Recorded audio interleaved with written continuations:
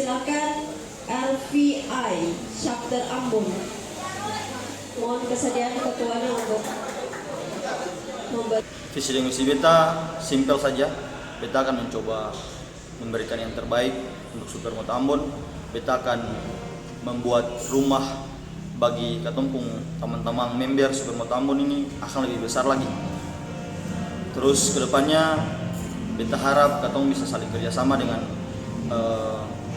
berbagai Komunitas yang ada di Kota Ambon supaya image tentang komunitas motor di Kota Ambon ini akan semakin baik lagi. Ya, terima kasih.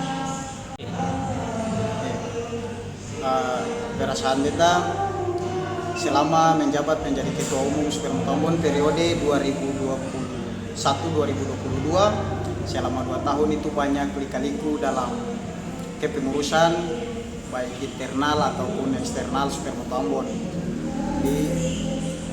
Semoga dengan adanya pergantian kepengurusan itu Supermoto Ambon akan menjadi lebih loyalitas daripada para member.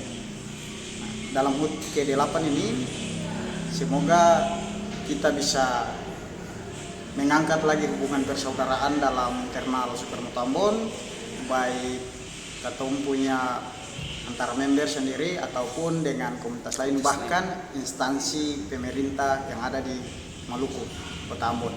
Baik, terima kasih. Terima kasih sudah nonton. Jangan lupa like, subscribe, dan share ya.